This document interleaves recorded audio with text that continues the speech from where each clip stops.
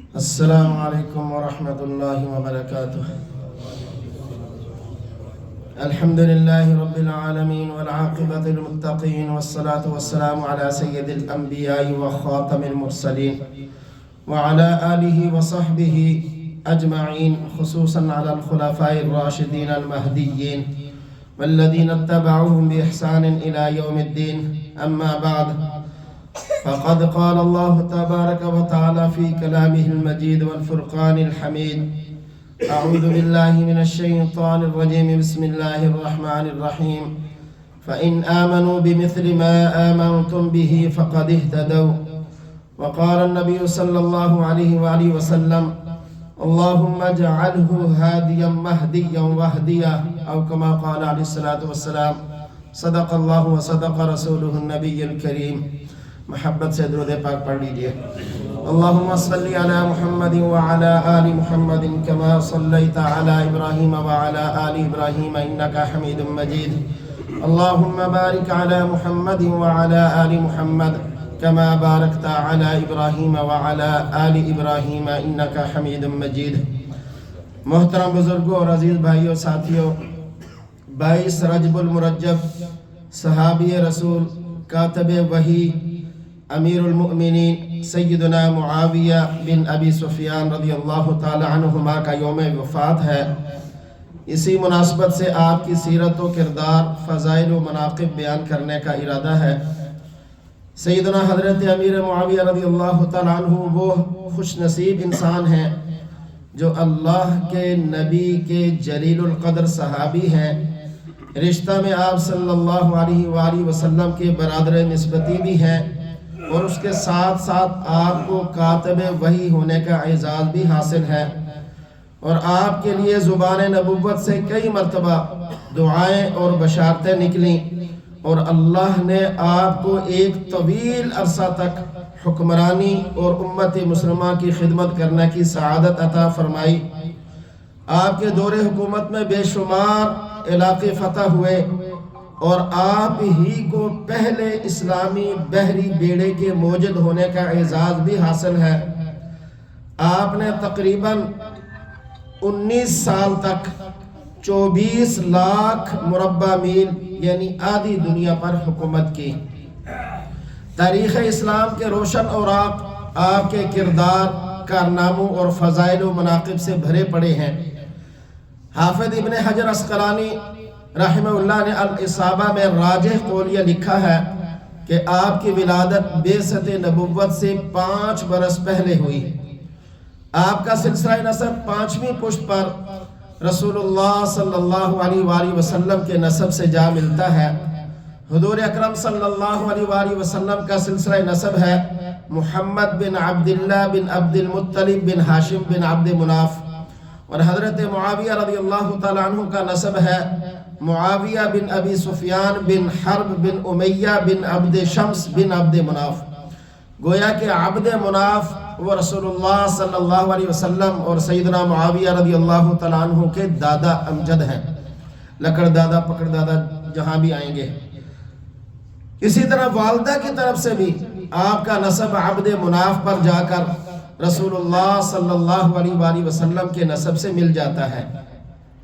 عمرۃ القضاء کے سال یعنی صلح حدیبیہ کے اگلے سال سن 7 ہجری میں، 6 ہجری میں صلح حدیبیہ ہوئی، اور عمرہ نہ کر سکے رسول پاک صلی اللہ علیہ وسلم اور آپ کے صحابہ بھی، تو سن 7 ہجری میں جو قضاء کا عمرہ آپ نے اور آپ کے صحابہ نے ادا کیا، بعض روایات کے مطابق تو صلح حدیبیہ کے سال ہی آپ نے اسلام قبول کر لیا، لیکن اپنے اسلام کے قبول کرنے کا اعلان فتح مکہ کے بعد کیا۔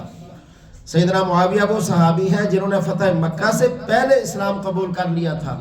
وہ وقت کوئی عام نہیں تھا۔ آج بھی آپ کافر گھرانوں کے اندر دیکھیں، جو لوگ مسلمان ہوتے ہیں ان پر کیا گزرتی ہے، اور وہ دور تو انتہائی سخت تھا، اور اسلام کے سب سے بڑے دشمن جناب ابی سفیان رضی اللہ تعالیٰ عنہ جو بعد میں اسلام لے آئے تھے، ان کے گھر کے اندر رہنے والا کوئی بچہ اسلام قبول کرے تو اس کا کیا حال ہوگا۔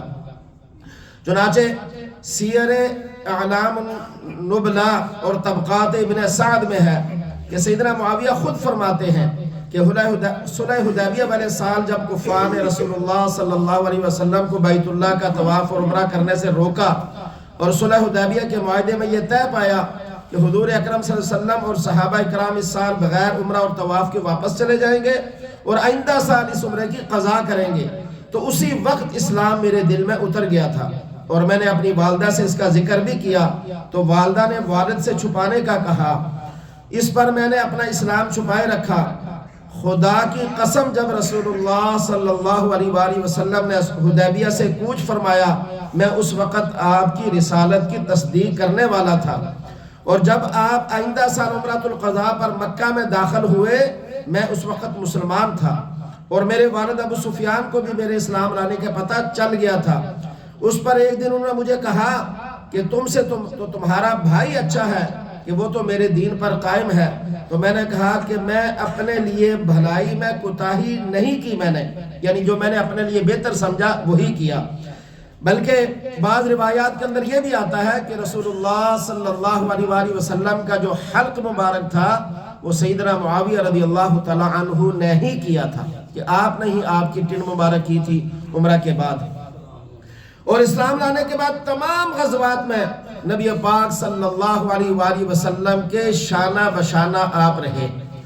چنانچہ ایک بات آپ ذہن میں رکھیں یہ کہ سیدنا معاویہ بن ابی سفیان رضی اللہ تعالی عنہما وہ جلیل القدر صحابی ہیں کہ جن کی سیرت میں ایک عجیب بات یہ بھی ہے کہ ہجرت مدینہ کے بعد قریش مکہ اور رسول اللہ صلی اللہ علیہ وسلم کے درمیان جتنی بھی جنگیں ہوئیں، جنگ بدر، جنگ احد، جنگ اسی طریقے سے خندق، حنین، دوسری جتنی بھی جنگیں ہوئیں، کسی ایک جنگ میں بھی جناب سیدنا معاویہ رضی اللہ تعالیٰ عنہ نے کفار کے ساتھ مل کر مسلمانوں کے خلاف یعنی جنگ نہیں کی، کسی ایک میں بھی نہیں کی۔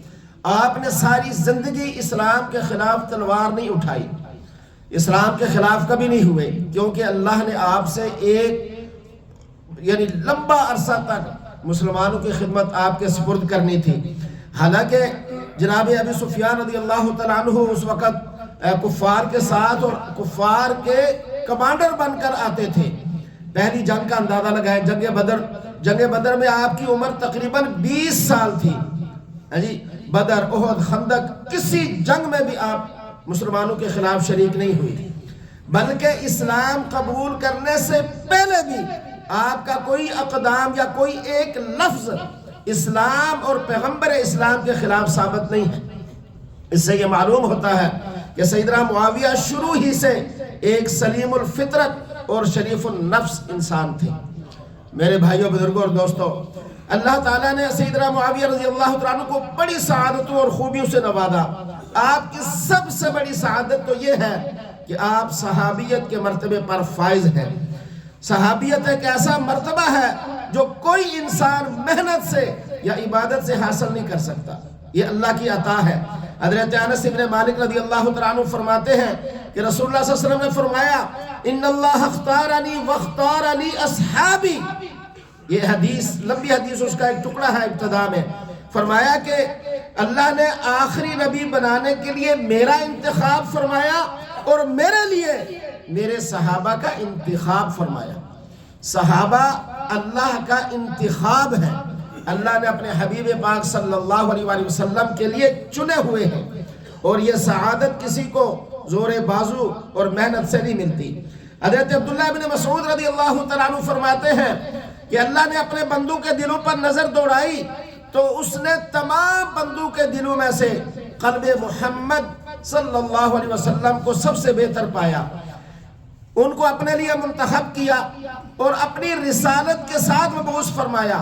پھر قلب محمد کے بعد اپنے بندوں پر، باقی بندوں پر نظر ڈالی تو اصحاب محمد کے قلوب کو باقی تمام بندوں کے قلوب سے بہتر پایا، اس لیے ان کو اپنے نبی کے وزراء اور ساتھی بنا دیا جو ان کے دین کے لیے قتال کرتے ہیں۔ معلوم ہوا کہ انبیاء کے بعد سب سے افضل ترین جماعت دنیا کے اندر وہ صحابہ کرام علیہم الرضوان کی جماعت ہے۔ اللہ نے قیامت تک کے آنے والے مسلمانوں کو صحابہ کی طرح ایمان لانا یہ پیمانہ قرار دیا۔ فَإِنْ آمَنُوا بِمِثْلِ مَا آمَنْتُمْ بِهِ، اگر تم صحابہ جیسا ایمان لاؤ گے تو فَقَدْ اهْتَدَوْا، تب تم ہدایت یافتہ پاؤ گے، تب تم ہدایت یافتہ کہلاؤ گے۔ میرے بھائیو، بزرگوں اور دوستوں، حضرت عبداللہ بن مبارک سے پوچھا گیا کہ سیدنا معاویہ افضل ہیں یا حضرت عمر بن عبدالعزیز رحمہ اللہ؟ تو حضرت عبداللہ بن مبارک کہنے لگے کہ سیدنا معاویہ رسول پاک صلی اللہ علیہ وسلم کے ساتھ جہاد کے لیے جب نکلے، ان کے گھوڑے کے نتھنوں میں، ناک میں جو گرد، جو مٹی داخل ہوئی، عمر بن عبدالعزیز رحمہ اللہ جیسے یعنی جنہیں ثانی عمر کہا جاتا ہے، وہ اس گرد کا مقابلہ بھی نہیں کر سکتے، اس گرد کا مقابلہ بھی۔ میرے بھائیو، بزرگوں اور دوستوں، سیدنا معاویہ رضی اللہ تعالیٰ عنہ نبی پاک صلی اللہ علیہ وسلم کے صرف صحابی ہی نہیں بلکہ برادر نسبت ہی بھی ہے، برادر ان لا، اس لیے کہ آپ کی بہن ام حبیبہ، سیدنا معاویہ رضی اللہ تعالیٰ کی بہن ام حبیبہ حضور علیہ السلام کی زوجہ محترمہ تھی، جنہیں ام المؤمنین کہا جاتا ہے۔ ام المؤمنین ام حبیبہ کے متعلق ایک روایت ہے، ایک مرتبہ وہ گھر میں بہن بھائی بیٹھے ہوئے تھے، تو حضرت ام حبیبہ اپنے بھائی کے سر کے بال دیکھ رہی تھی، سر کے اندر، بالوں کے اندر۔ تو جب حضور علیہ السلام آئے، آپ نے دیکھا تو آپ نے پوچھا، اے ام حبیبہ، اپنے بھائی سے محبت کرتی ہو؟ تو انہوں نے کہا، یا رسول اللہ صلی اللہ علیہ وسلم، کیوں نہیں، ہر بہن اپنے بھائی سے محبت کرتی ہے اور میں بھی اپنے بھائی سے محبت کرتی ہوں۔ تو آپ نے فرمایا، تمہارے اس بھائی سے اللہ اور اس کے رسول بھی محبت کرتے ہیں۔ میرے بھائیو، بزرگوں اور دوستوں، حضور صلی اللہ علیہ وسلم نے جلیل القدر صحابہ پر مشتمل ایک جماعت مقرر فرمائی جو کاتبین وحی کہلاتی ہے۔ آپ چن چن کر صحابہ میں سے انہی کو وحی لکھنے پر معمور فرماتے جن پر آپ کو از حد اعتبار ہوتا۔ شاہ ولی اللہ محدث دہلوی رحمہ اللہ لکھتے ہیں کہ حضور علیہ السلام اسی کو کاتب وحی بناتے تھے جو ذی عدالت اور امانت دار ہوتا تھا۔ آپ نے انہیں کاتب وحی بھی مقرر فرمایا، اور حضور علیہ السلام نے دنیا بھر کے جو یعنی حکمران ہیں، بادشاہ ہیں، انہیں 165 خطوط لکھے اپنی زندگی کے اندر، دنیا بھر کے حکمرانوں کو، بادشاہوں کو 165 جو ہے وہ آپ نے خطوط لکھے، جن میں سے 133 خطوط صرف سیدنا معاویہ رضی اللہ تعالیٰ عنہ نے لکھے، 133۔ میرے بھائی حضرت عبداللہ بن عباس فرماتے ہیں کہ حضرت ابو سفیان رضی اللہ تعالیٰ عنہ نے رسول اللہ صلی اللہ علیہ وسلم سے عرض کیا کر کہ یا رسول اللہ، مجھے 3 چیزیں عطا فرما دیجئے، 3 چیزیں مجھے دے دیجئے۔ قال نعم، حضور صلی اللہ علیہ وسلم نے فرمایا کہ ٹھیک ہے، مانگو، کیا مانگتے ہو؟ آپ نے فرمایا کہ معاویہ تجعلہ کاتبا بین یدیک، کہ میرے بیٹے معاویہ کو اپنے ہاں کاتب رکھ لیجئے، اسٹامپ فر وثیقہ نویس ہوتا ہے نا، لکھنے والے وثیقہ نویس، وہ رکھ لیجئے۔ تو آپ نے فرمایا نعم، ٹھیک ہے، رکھ لیتا ہوں۔ سیدنا ابو سفیان رضی اللہ تعالیٰ عنہ نے کہا کہ عندی احسن العرب وَأَجْمَلُهُ أُمُّ حَبِيبَةَ بِنْتِ أَبِي سُفْيَانَ أَوَزَوَجْكُمَا، فرمایا کہ میں اس عرب کی حسین ترین عورت میری بیٹی ہے ام حبیبہ، میں اسے آپ کے نکاح میں دیتا ہوں، آپ قبول فرما لیجئے۔ رسول اللہ صلی اللہ علیہ وسلم نے قبول فرما لیا۔ اسی طرح آپ نے فرمایا کہ جس طرح میں اسلام سے پہلے اسلام کے خلاف لڑا کرتا تھا، اب میں اسلام لانے کے بعد اسلام کے حق میں کفار کے خلاف لڑنا چاہتا ہوں، مجھے امیر بنا کر کفار کے خلاف بھیجیے۔ چنانچہ آپ نے قبول فرمایا، اور سیدنا ابو سفیان رضی اللہ تعالیٰ عنہ نے اپنی آنکھیں اسلام کے حق میں کفار کے خلاف لڑتے ہوئے قربان کر دی تھی۔ چنانچہ میرے بھائیو، بزرگوں اور دوستوں، سیدنا معاویہ رضی اللہ تعالی عنہ، امام نووی شارح مسلم اور ابن حزم ظاہری کی تصریح کے مطابق 163 احادیث ایسی ہیں جو سیدنا معاویہ رضی اللہ تعالی عنہ سے مروی ہیں۔ آپ نے رسول اللہ صلی اللہ علیہ وسلم سے روایت کر کے آگے امت تک پہنچائی۔ آپ سے حدیث روایت کرنے والے عبداللہ ابن عباس، عبداللہ ابن عمر، عبداللہ بن زبیر، حضرت ابو سعید خدری، انس بن مالک، اور تابعین میں محمد بن سیرین، سعید ابن مسیب وغیرہ، یہ تمام حضرات وہ ہیں جنہوں نے آپ سے حدیثیں لے کر آپ آگے امت تک پہنچائی۔ میرے بھائی بزرگوں اور دوستوں، آپ صلی اللہ علیہ وسلم نے سیدنا معاویہ کو وحی قرآنی اور خطوط و مراسلات تحریر کرنے کے لیے منتخب فرمایا، اور حضرات صحابہ اور تابعین عظام کا آپ سے حدیث نقل کرنا، یہ آپ پر مکمل اعتماد، آپ کی دیانت، امانت، ایمان، اخلاص اور ثقافت و قابلیت کی بڑی سند ہے۔ میرے بھائیو بزرگوں اور دوستوں، سیدنا حضرت امیر معاویہ رضی اللہ تعالیٰ عنہ حضور کی خدمت میں حاضر رہتے، یہاں تک کہ سفر میں، حضر میں خدمت کا موقع تلاش کرتے، اور اس پر کئی مرتبہ زبان نبوت سے دعائیہ کلمات نکلے، آپ کے بارے میں بشارتیں ہوئیں۔ حضور نے بعض اہم خدمات آپ کے سپرد کر رکھی تھیں۔ علامہ اکبر نجیب آبادی تاریخ اسلام میں لکھتے ہیں کہ حضور نے باہر سے آنے والے مہمانوں کی خدمت پر آپ کو معمور کر رکھا تھا۔ حضرت معاویہ رضی اللہ تعالیٰ عنہ وہ جلیل القدر صحابی ہیں جن کے بارے میں حضور علیہ الصلوۃ والسلام نے فرمایا، مسند احمد اور صحیح ابن خزیمہ میں یہ روایت ہے، اللہم علم معاویۃ الکتاب والحساب وقہ العذاب، اے اللہ معاویہ کو کتاب و حکمت سکھا اور انہیں عذاب سے بچا۔ اسی طرح کئی محدثین نے سیدنا معاویہ رضی اللہ تعالیٰ عنہ کی شان پر حضور علیہ الصلوۃ والسلام کی جو حدیث ہے ان کو روایت کیا ہے۔ ایک بار حضور علیہ الصلوۃ والسلام کہیں تشریف لے جا رہے تھے، سیدنا معاویہ رضی اللہ تعالیٰ عنہ آپ کے پیچھے پیچھے تھے۔ راستے میں حضور علیہ الصلوۃ والسلام کو وضو کرنے کی طلب ہوئی، آپ وضو کرنا چاہتے تھے، پیچھے مڑ کر دیکھا پانی کی تلاش میں، تو سیدنا معاویہ رضی اللہ تعالیٰ عنہ پانی کا برتن لیے کھڑے ہیں، یا رسول اللہ یہ حاضر ہے، وضو کر لیجئے۔ حضور علیہ الصلوۃ والسلام نے جب دیکھا تو آپ خوش ہوئے، وضو کرنے بیٹھے اور ساتھ ہی دعا دی کہ اے معاویہ اگر تم حکمران بن گئے تو نیک لوگوں کے ساتھ نیکی کرنا، برے لوگوں سے درگزر کرنا۔ سیدنا معاویہ رضی اللہ عنہ فرماتے ہیں کہ حضور کے یہ الفاظ میرے کان میں پڑے اور مجھے یقین ہو گیا کہ اللہ مجھے ایک دن حکمران بنائے گا۔ امیر المومنین سیدنا معاویہ کا شمار امت مسلمہ کے مشاہیر، کبار صحابہ اور حکمرانوں میں ہوتا ہے۔ اللہ نے ایک طویل یعنی سب سے لمبا عرصہ تقریباً وہ سیدنا معاویہ رضی اللہ تعالیٰ عنہ کو حکمرانی کے لیے دیا۔ سیدنا عمر بن خطاب رضی اللہ تعالیٰ عنہ کے زمانے میں دمشق یعنی شام کے گورنر مقرر ہوئے۔ ان سے پہلے ان کے بڑے بھائی یزید بن ابی سفیان، یہ بیٹے نہیں یہ بھائی تھے، یزید بن ابی سفیان گورنر مقرر ہوئے۔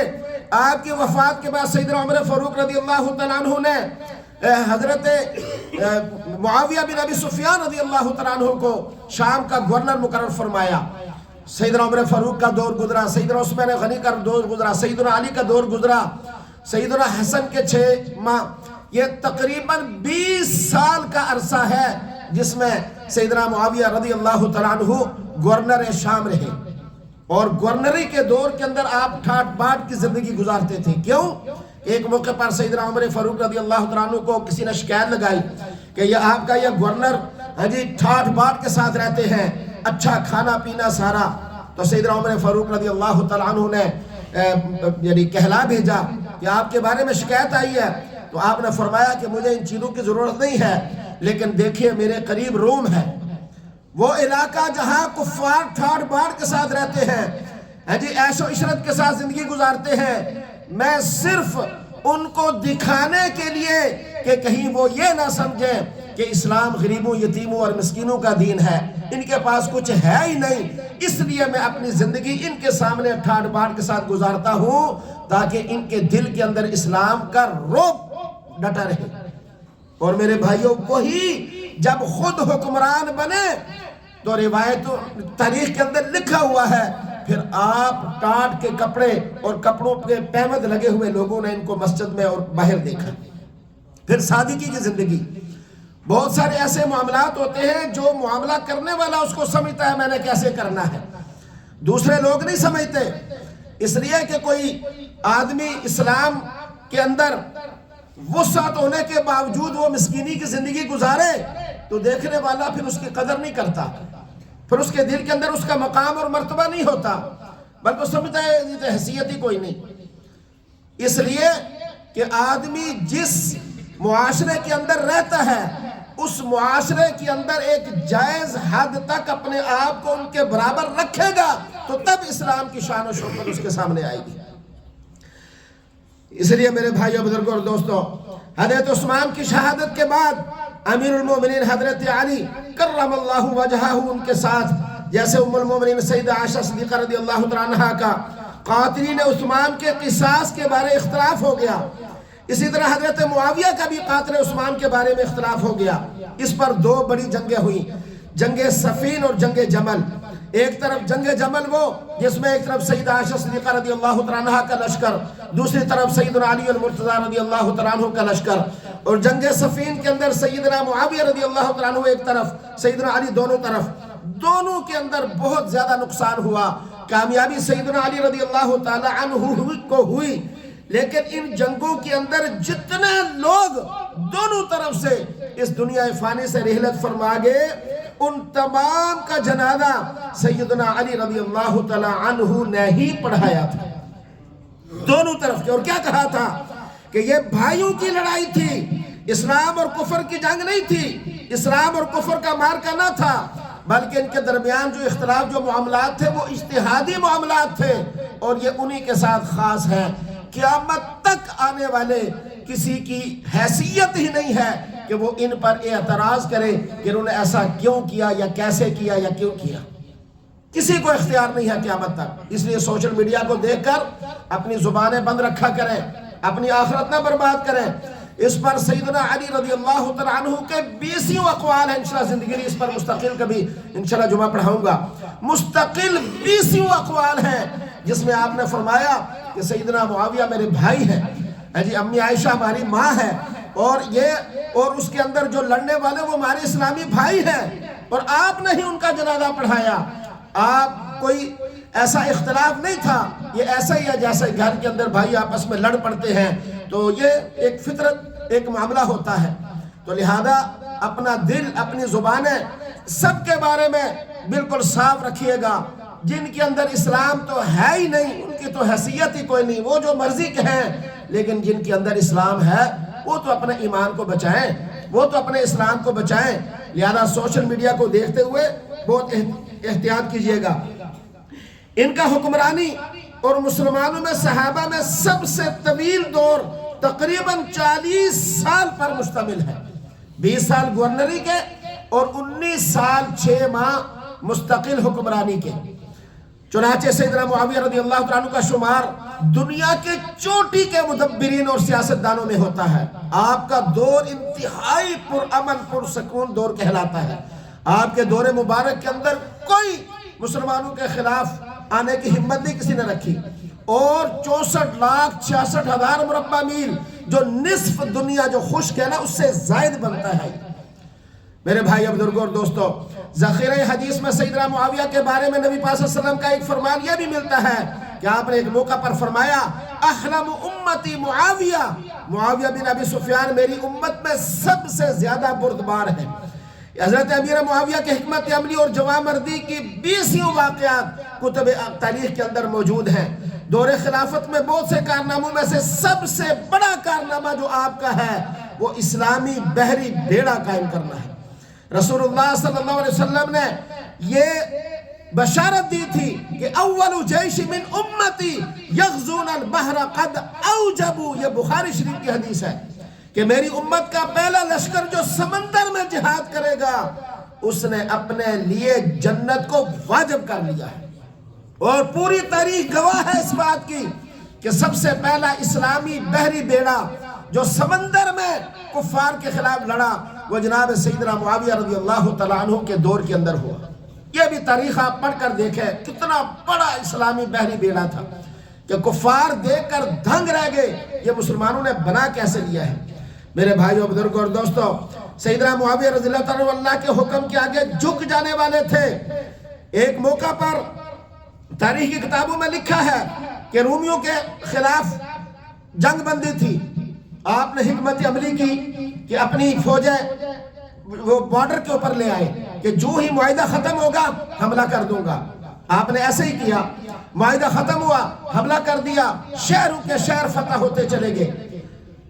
اچانک پیچھے دیکھا ایک صحابی دوڑتے ہوئے آ رہے ہیں اور آپ نے سمجھا شاید کوئی آپ لائے ہوں گے، کوئی خبر لائے ہوں گے، کوئی بات لائے ہوں گے. جب وہ قریب پہنچا تو پوچھا بھائی کیا بات ہے؟ کہا کہ آپ نے خلاف ورزی کی ہے اور رسول پاک صلی اللہ علیہ وسلم نے معاہدہ توڑنے سے منع فرمایا ہے. چنانچہ آپ نے فرمایا من کان بینہ و بین قوم عہد فلا یحنہ ولا یشدنہ حتی یمضی امدہ او ینبض الیہم علی سواء. فرمایا کہ جب تمہارا کسی قوم کے ساتھ معاہدہ ہو تو اس وقت تک عہد نہ کھولے اور نہ باندھے جب تک کہ اس کی مدت نہ گزر جائے یا ان کے سامنے کھلم کھلا اعلان کر دے کہ ہم نے معاہدہ ختم کر دیا. فرمایا آپ نے معاہدہ ختم ہونے سے پہلے ہی فوجیں بارڈر پہ لے آئے، یہ معاہدے کی خلاف ورزی ہے. چنانچہ آپ نے فوراً فوج کو حکم دیا واپس پیچھے چلو. سارے مفتوحہ علاقے واپس کیے اور رسول اللہ صلی اللہ علیہ وسلم کی اس بات کی آپ نے اس بات پر کی اتباع کی اور اس پر عمل کیا. اسی طرح میرے بھائی بزرگوں اور دوستوں، جناب نبی پاک صلی اللہ علیہ وسلم کی خدمت میں ان کو رہنے کا اتفاق تھا. آپ نے نبی پاک صلی اللہ علیہ وسلم کے جو ہے وہ بال اور ناخن یہ اپنے پاس بطور تبرک رکھے ہوئے تھے. بال اور ناخن جب آپ کی وفات ہونے لگی، وفات سے پہلے آپ نے اپنے گھر والوں کو یہ وصیت فرمائی کہ مجھے غسل دینے کے بعد ایک وہ قمیض جو نبی پاک صلی اللہ علیہ وسلم نے مجھے تحفہ دی، میں نے ایک آدھ بار پہن کے سنبھال کے رکھی ہوئی ہے، وہ میرے اوپر رکھ دینا. اور بال اور ناخن میری آنکھوں کے اوپر اور میرے ماتھے کے اوپر اور یہ ہونٹوں کے اوپر ان جگہوں پر ان کو رکھ دینا بطور تبرکن. اللہ ہو سکتا ہے ان بالوں اور ناخنوں کے صدقے سے میری بخشش فرما دے اور مجھے کامیابی عطا فرما دے. میرے بھائی بزرگوں اور دوستوں، ان وصیتوں کے بعد 22 رجب 60 ہجری میں کاتب وحی جلیل القدر صحابی رسول فاتح شام و قبرص 19 سال تک 64 لاکھ مربع میل پر حکمرانی کرنے والے سیدنا معاویہ رضی اللہ تعالیٰ عنہ 78 سال کی عمر میں وفات پا گئے. ضحاک بن قیس نے آپ کی نماز جنازہ پڑھائی اور دمشق کے باب الصغیر میں دفن کیے گئے. میرے بھائی بزرگوں اور دوستوں، سیدنا معاویہ بہت جلیل القدر صحابی تھے، آپ کا بڑا مقام اور مرتبہ تھا، لہذا اپنے کانوں اور اپنی زبان کو ان کے خلاف استعمال ہونے سے محفوظ رکھیے. دشمن ان کے خلاف، گستاخ ان کے خلاف بہت ساری سوشل میڈیا پہ کتابوں کے باتیں کرتا ہے، وہ تو ایمان سے خالی ہے.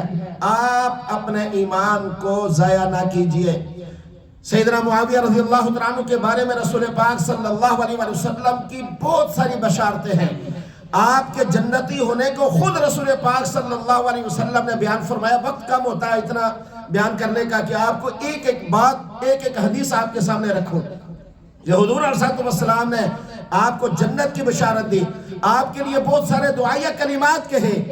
چنانچہ ایک اہم بات جو آخر میں 2-4 منٹ میں آپ کے سامنے عرض کروں گا کہ ان کی وفات 22 رجب کو ہوئی اور 22 رجب کے اندر دشمنان صحابہ، گستاخ صحابہ جو ہے وہ ایک کونڈوں کی رسم کرتے ہیں جن کو مسلمان بھی دیکھا دیکھی وہ کرنے لگ جاتے، وہ سمجھتے نہیں. آج میں مختصر وقت میں کوشش کروں گا کہ آپ کو تھوڑی اس کی تفصیل بتا دوں.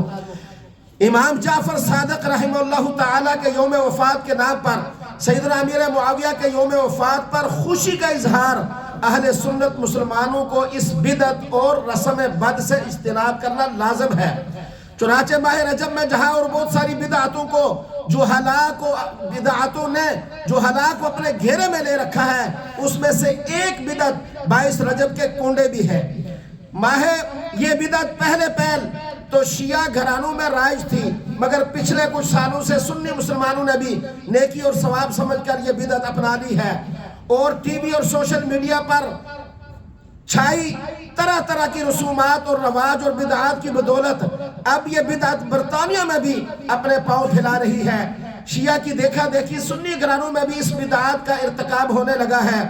ایک شیعہ عالم لکھتے ہیں یورپی ممالک کے ساتھ امریکہ، آسٹریلیا، افریقہ میں ممالک اور خاص طور پر برطانیہ میں مقیم گھرانے اپنی پوری عقیدت سے اس نیاز کا اہتمام کرتے ہیں۔ جو لوگ رجب کے کنڈوں کی بدعت میں مبتلا ہیں، آپ اگر ان سے سوال کریں یہ کیا ہے اور کیوں 22 رجب کو ہی یہ میٹھی چیز کھائی جاتی ہے، تو اس کا جواب وہ یہ دیتے ہیں کہ حضرت امام حسین رضی اللہ تعالیٰ عنہ کے پڑپوتے حضرت امام جعفر صادق کی تاریخ وفات ہے، اس لیے اس تاریخ کو امام کے اصال و ثواب کے لیے یہ مبارک عمل کر کے اہل بیت کی محبت کا کچھ حق ادا کرتے ہیں۔ میرے بھائی بزرگوں اور دوستو، اسلام میں اصال ثواب بالکل منع نہیں ہے۔ اصال ثواب اسلام کے اندر ہے، لیکن اس کے لیے کوئی وقت مقرر نہیں، کوئی تاریخ مقرر نہیں، کوئی دن مقرر نہیں۔ جب چاہے، جس وقت چاہے آپ کسی کے لیے اصال ثواب کر سکتے ہیں۔ اس وقت کی اگر واقعی 22 رجب امام جعفر صادق کی تاریخ وفات ہے تو شرعاً اسی دن دینے کی کوئی حیثیت نہیں ہے۔ لیکن میرے بھائیو بزرگوں اور دوستو، یہ بات ذہن میں رکھیے، حضرت امام جعفر صادق رحمہ اللہ کی تاریخ پیدائش 17 ربیع الاول سن 63 ہجری ہے اور تاریخ وفات 15 شوال 148 ہجری ہے۔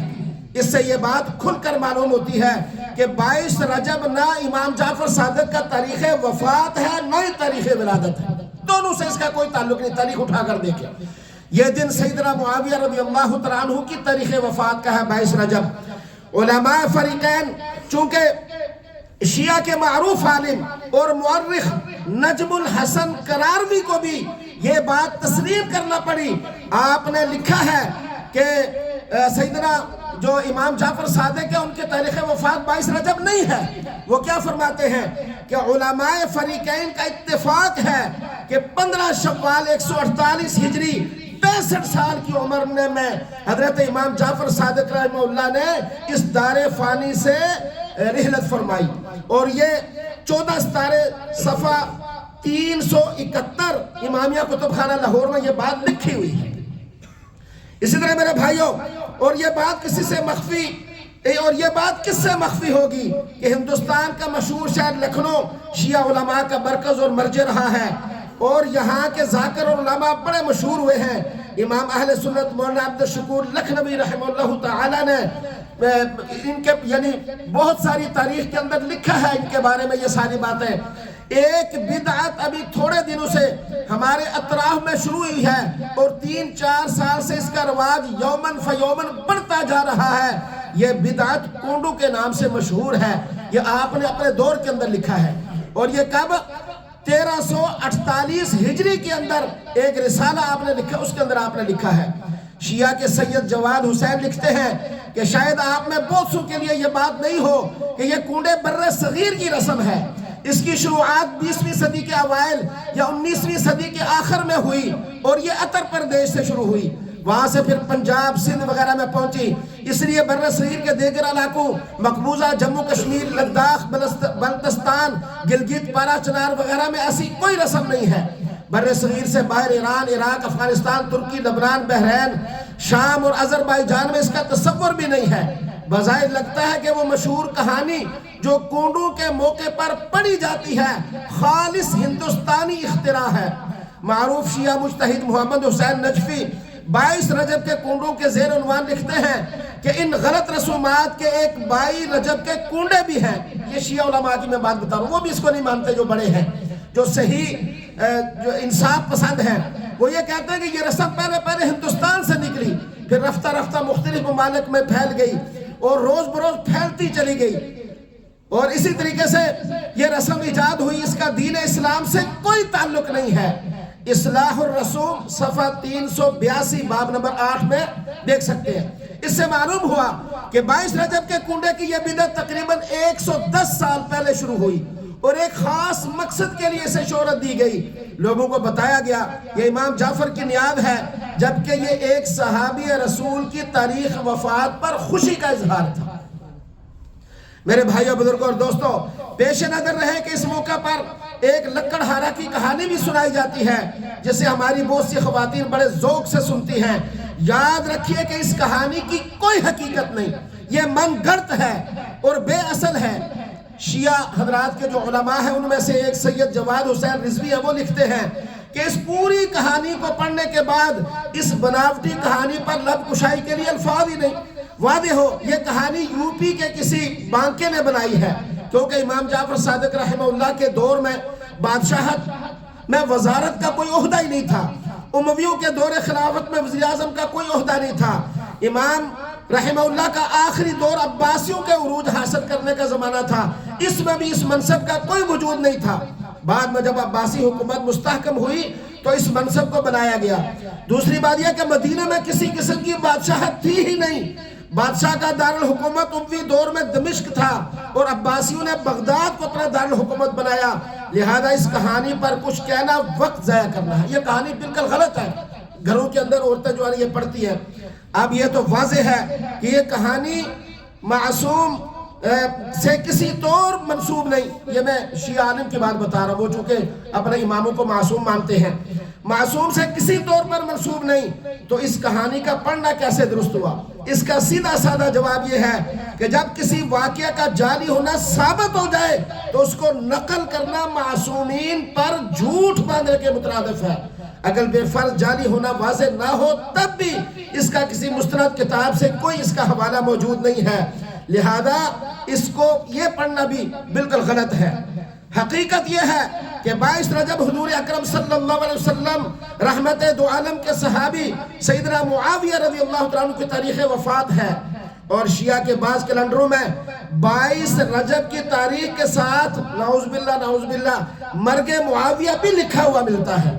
جس طرح شیعہ علماء اور ان کے ذاکر سیدنا عمر فاروق رضی اللہ تعالیٰ عنہ کی تاریخ شہادت پر خوشی کا اظہار کرتے ہیں، اور حضرت عمر کے قاتل ابو لولو فیروز مجوسی کو بابا شجاع الدین کا لقب دے کر اس سے اظہار عقیدت کرتے ہیں۔ پھر جس طرح 18 رمضان کو ام المؤمنین سیدہ عائشہ صدیقہ رضی اللہ تعالیٰ عنہ کی تاریخ وفات پر لندن کے شیعہ علماء اظہار خوشی کرتے، رنگا رنگ غبارے سجاتے اور کیک کاٹ کر رقص کرتے ہیں، اسی طرح یہ لوگ 22 رجب کو حضرت امیر معاویہ کی وفات پر اظہار مسرت کرتے ہیں اور لوگوں کا منہ میٹھا کراتے ہیں، اور عام جاہل سنی مسلمانوں کو پتہ ہی نہیں چلتا کہ ان کی مقدس شخصیات کی توہین و تنقیص کے لیے ان کمبختوں نے کس طرح کے طریقے بنا رکھے ہیں۔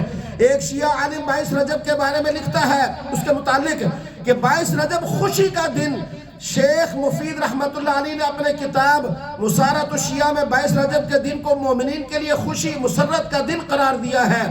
اسی طرح مولانا مفتی کفایت اللہ دہلوی رحمہ اللہ فرماتے ہیں کہ رجب کے کنڈوں کی کوئی حیثیت نہیں، یہ گھڑی ہوئی باتیں ہیں، ان کو ترک کر دینا چاہیے، ان کو شرعی سمجھ کر پکانا بنانا کھانا بدعت اور صحابی کے ساتھ دشمنی ہے۔ مولانا خیر محمد جلندری لکھتے ہیں اس رسم میں ہرگز شرکت نہ کی جائے بلکہ حد الوسع سے مٹانے کی کوشش کی جائے۔ اس دن نیک مقصد کے تحت خیرات کی بھی اجازت نہیں دی جا سکتی، کیوں کہ اس میں تشبہ بالروافض ہے، نیز ان کے مکروہ ترین عمل کو تقویت دینا ہے۔ اس عمل کی بنیادی غرض ہی صحابی رسول کی توہین اور مسلمانوں کے جذبات کو مجروح کرنا ہے۔ مفتی اعظم حضرت مولانا مفتی محمود حسن گنگوئی لکھتے ہیں کہ اس رسم کو محض پردہ پوشی کے لیے حضرت امام جعفر صادق کی طرف منسوب کیا گیا ہے، ورنہ حقیقت کے اندر یہ تقریب حضرت معاویہ کی وفات کی خوشی میں منائی جاتی ہے۔ لہذا برادران اہل سنت کو اس رسم سے بہت دور رہنا چاہیے، نہ خود اس رسم کو بجا لائیں اور نہ اس میں شرکت کریں۔ حضرت مولانا مفتی رشید احمد لدھیانی رحمہ اللہ لکھتے ہیں کہ کنڈوں کی یہ رسم دشمنان صحابہ نے حضرت معاویہ کی وفات پر اظہار مسرت کے لیے ایجاد کی ہے۔ مسلمانوں پر لازم ہے کہ ہرگز ایسی رسم نہ کریں بلکہ دوسروں کو بھی اس کی حقیقت سے آگاہ کر کے اس سے بچانے کی کوشش کریں۔ جس طرح کوئی شخص یہ پسند نہیں کرتا کہ اس کے باپ اور بیٹے کی پیدائش کے دن کوئی اس کے گھر لڈو بھیجے، تو اس کو چاہیے کہ وہ صحابی رسول جناب سیدنا معاویہ رضی اللہ عنہ کی یوم وفات پر بھی اس طرح کی حرکت نہ کریں، ورنہ یقین جانے ایمان زندگی سے نکل جائے گا۔ اللہ ہمیں صحیح سمجھ نصیب فرمائے۔ وما الا سنت ادا کر